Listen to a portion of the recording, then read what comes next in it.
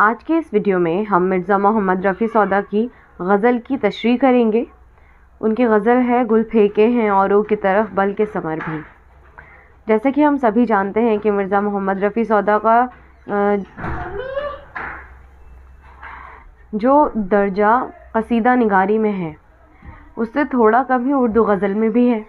لیکن جس طرح انہوں نے قصیدے میں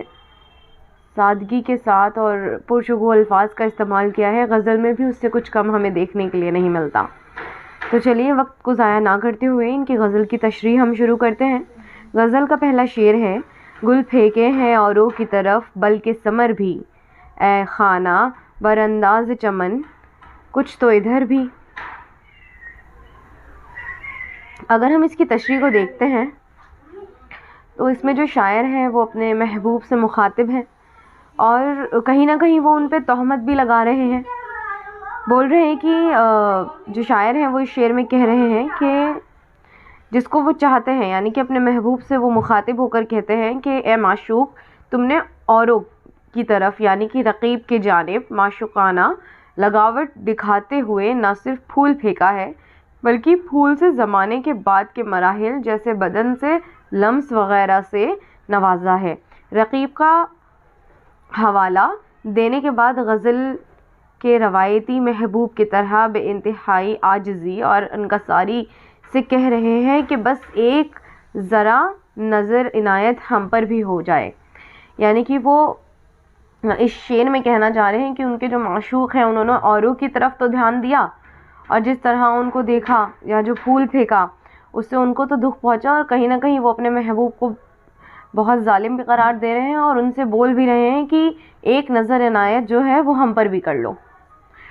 اسی غزل کا دوسرا جو شعر ہے وہ ہے: کیا زد ہے خدا جانے مجھ ساتھ ہو گرنا، کیا زد ہے خدا جانے مجھ ساتھ وغرنا، کافی ہے تسلی کو میرے ایک نظر بھی۔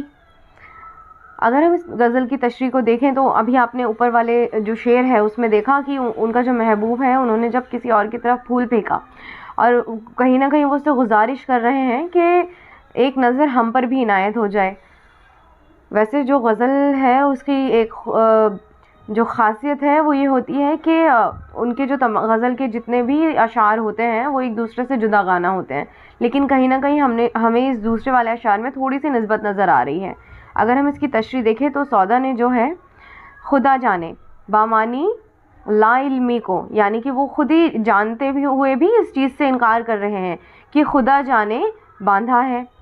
کچھ تو بحر اور وزن کے تقاضے کے تحت ہے۔ شعر میں مکالماتی منظر بھی قائم ہوتا ہے اور محسوس ہوتا ہے کہ جس میں غزل یا روایت کے مطابق چاہنے والا محبوب کے علاوہ کسی دوسرے شخص سے مخاطب ہے اور کہہ رہا ہے کہ محبوب کو نہ جانے مجھ سے کیا دشمنی ہے، ورنہ میری تسلی کے لیے محبوب کی ایک نظر ہی کافی ہے،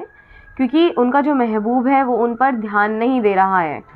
وہ ان کی طرف دیکھ نہیں رہا، ان کی طرف نظریں نہیں ملا رہا، اس لیے وہ اس سے مخاطب ہو کر بول رہے ہیں کہ خدا جانے، مطلب ان کو شاید پتہ بھی اور اس بات کو انکار کرتے ہوئے کہ اب یہ تو خدا ہی جانتا ہے کہ ان کو مجھ سے کیا دشمنی ہے کہ جو محبوب ہے وہ میری طرف نظر عنایت ہی نہیں کر رہے ہیں اور مجھ پر دھیان نہیں دے رہے ہیں۔ غزل کا جو تیسرا شعر ہے وہ ہے: اے ابر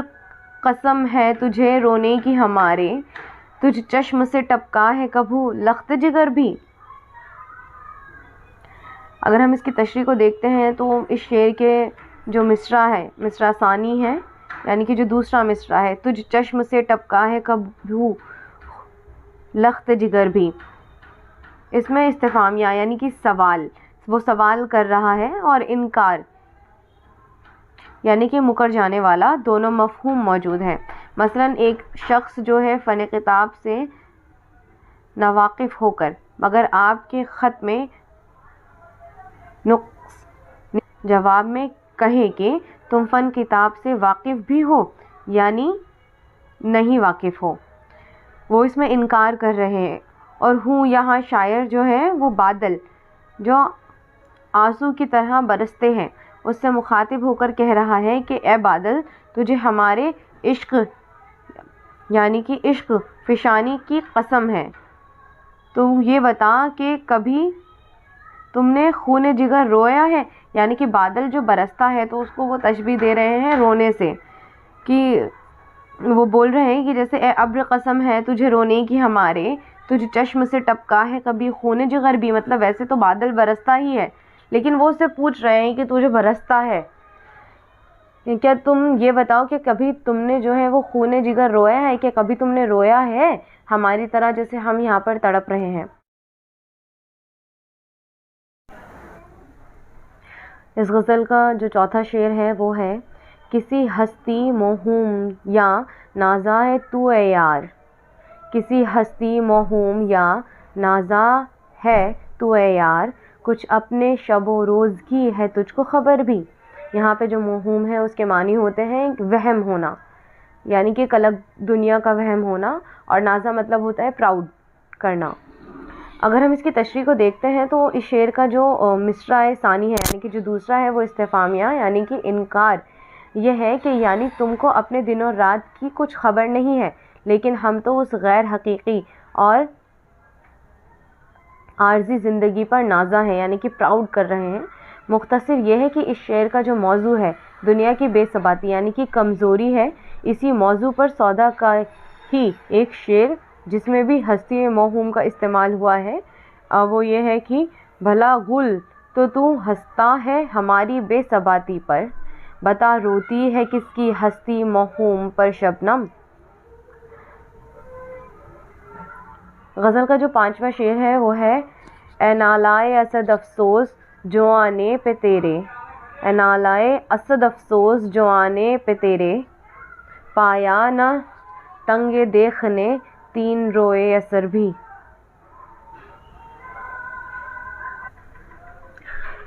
غزل کا جو پانچواں شعر ہے وہ آپ دیکھ رہے ہوں گے کہ یہاں پہ بیچ میں قاف بنا ہوا ہے، وہ قطع بند شعر ہے. قطع بند شعر کا معنی ہوتے ہیں کہ جب جو شاعر ہے وہ دو مصروں میں اپنی بات مکمل نہیں کر پاتا تو وہ آگے کے جو مصرے ہیں اس کی بھی مدد لیتا ہے، اور اس جو شعر ہوتا ہے جو کہ 4 مصروں کا ہوتا ہے اس کو ہم قطع بند شعر کہتے ہیں. تو یہ ہے اے نالائے اسد افسوس جو آنے پہ تیرے. اے نالائے اسد افسوس جو آنے پہ تیرے، پایا نہ تنگ دیکھ نے تئی روئے اثر بھی. تنہا تیرے ماتم میں شام سیاہ پوش، تنہا تیرے ماتم میں شام سیاہ پوش، رہتا ہے سدا خاک گرے باں سحر بھی.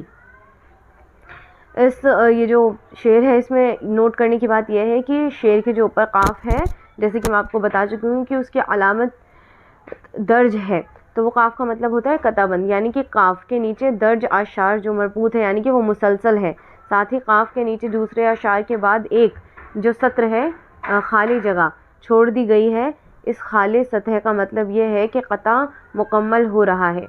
ان کی معنی تفہیم تبھی ممکن ہے جب دونوں جو اشعار کو ایک ساتھ پڑھا جائے، اور بنا دونوں اشعار کے پڑھے آپ اس جو شعر ہے اس کے معنی نہیں نکال سکتے ہیں. اگر اس کی تشریح کو ہم دیکھیں تو بول رہا ہے کہ اے نالائے یعنی کہ اے آؤ بقا، تیری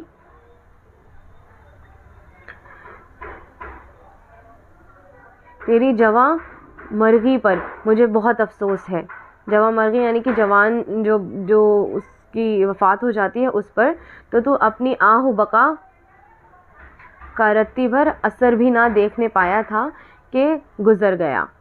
واضح رہے کہ یہ جو ہے قطع ہے اس کا مضمون آفرینی کے بہترین مثال سے ہے جس کا مطلب ہے نالا بھی آہ بقا کرتا ہے، اور نالاؤ جو شیون ہے یعنی کہ نالاؤ فریاد جو ہے وہ کرتا ہے.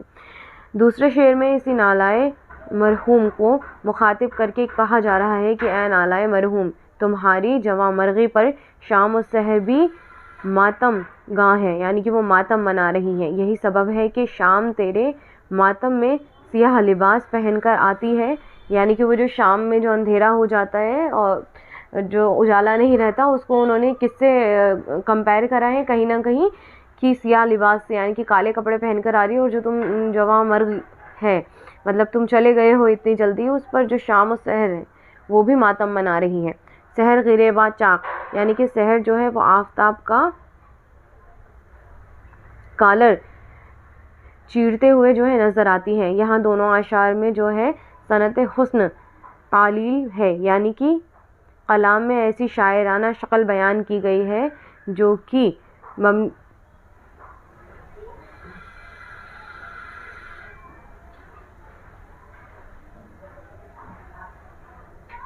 بیان کی گئی ہے جو معنی در حقیقت نہیں ہے بلکہ شاعرانہ جواز ہے، یعنی کہ جو یہاں پر یہ جاننا ضروری ہے کہ جو صنعت تعلیل ہے اس کے معنی ہی ہوتے ہیں کہ شعر میں کچھ ایسی خوبی بیان کرنا جو کہ اصل میں اس کی وجہ نہ ہو، جیسے کہ انہوں نے کہا ہے کہ جو شام ہے اور جو سحر ہے وہ بھی ماتم منا رہی ہیں تمہاری جواں مرغی پر، لیکن اصل میں تو وہ وجہ نہیں ہے کیونکہ رات میں تو اندھیرا ہی ہوتا ہے، لیکن شاعر نے جو ہے وہ صنعت تعلیل کے ساتھ اس کو ایسے بیان کیا ہے۔ شام کا جو سیاہ لباس ہے زیب تن کرنا، تو سمجھ میں آتا ہے کہ شام یا رات جو ہے کالی ہی ہوتی ہے۔ چاگر بیان سحر، یوں ہے کہ سحر جو ہے وہ دکھائی دینے سے قبل اندھیرا ہی رہتا ہے، پھر روشنی کی ایک ہلکی سی لکیر بنتی ہے، اسی روشنی کی ہلکی سی لکیر کو چاک گریباں سحر قرار دیا گیا ہے۔ اس غزل کا جو چھٹا شعر ہے وہ ہے سودا تیری، اور یہ جو ہے یہ غزل کا مقطع ہے جس میں شاعر اپنا تخلص بھی پیش کرتا ہے، اور جیسے انہوں نے کیا بھی ہے سودا نے، سودا تیری فریاد سے آنکھوں میں کٹی رات، سودا تیری فریاد سے آنکھوں میں کٹی رات، آئی ہے سحر ہونے کو ٹک تو کہیں مر کبھی۔ اس کی تشریح دیکھتے ہیں۔ اس شعر میں کوئی دوسرا شخص جو ہے قرائن قیاس ہے کہ محبوب جو ہے سودا سے مخاطب ہے اور کہہ رہا ہے کہ سودا تیرے نالو شون سے رات آنکھوں میں گزر گئی، یعنی میں رات بھر نہیں سو سکا، صبح ہونے والی ہے اور اب تو کہیں مر بھی جا، کہیں مر جا، محاورتاً استعمال ہوا ہے، یعنی وہ پرسکون ہو جائے تو گھڑی دو گھڑی کا چین نصیب ہو جائے، ٹک کہیں تو مر جا، یعنی کہ گھڑی دو گھڑی کے لیے پرسکون ہو جا۔ امید کرتے ہیں کہ یہ ویڈیو آپ کو ضرور مدد کرے گی، تو آج کے لیے بس اتنا ہی، شکریہ۔